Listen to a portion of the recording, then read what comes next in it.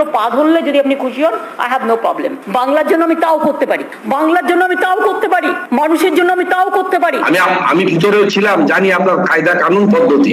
আপনি পরিবর্তন হন, অনেক সময় চলে গেছে, পরিবর্তন হন। এর আগে বিরোধী দলকে বিরোধী দলের থেকে ম্যানেজ করে চলতেন। আপনি ভুল করলে প্রতিবাদ হবে। আপনাকে অনুরোধ করবো, প্রধানমন্ত্রী বা আপনাকে বলতে হবে না, আপনি সংবিধান মেনে চলুন।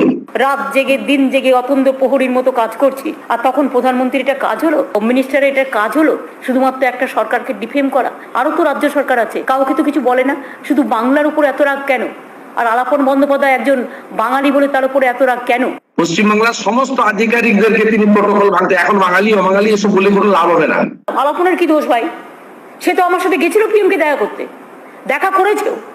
এবং আমরা কি করে বুঝবো যে পলিটিক্যাল পার্টির মিটিং ডেকে বসে আছেন উনি? আমাদের কাছে খবর ছিল তো পিএমসিএম এর মিটিংয়ে, তারপরে তো রিভাইজ লিস্ট করেছে।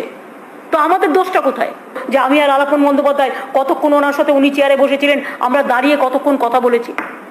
ওনার কাছে মাথা নিচু করে উনি এরকম আমার মতো জায়গায় বসেছিলেন, আর এখানে দাঁড়িয়ে আমি আর আলাপন বন্দ্যোপাধ্যায় কতক্ষণ ওনার সাথে কথা বলেছি?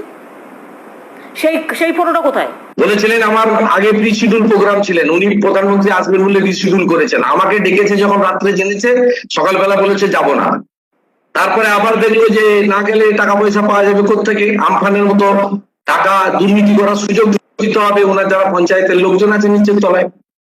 তাই তিনি প্রধানমন্ত্রীর কাছে গিয়ে ধরিয়েছেন, প্রধানমন্ত্রীকে বসে থাকতে হয়েছে, এটা লজ্জাজনক। উনি বলেছেন কেন বিরোধী দলনেতাকে ডাকবে? প্রথম বলেছিলেন বিরোধী দলনেতা স্বীকৃতি দেয়নি। উনার স্পিকার, উনার সচিব আইন মেনে 19 মে স্বীকৃতি দিয়েছেন, সে খবরই তিনি রাখতেন না। যখন দেখলেন স্বীকৃতি পেয়ে গেছে এলওপির, তখন বলছেন কেন বিরোধী দলনেতাকে ডাকবো, অন্য রাজ্যতে ডাকা হয় না। উনি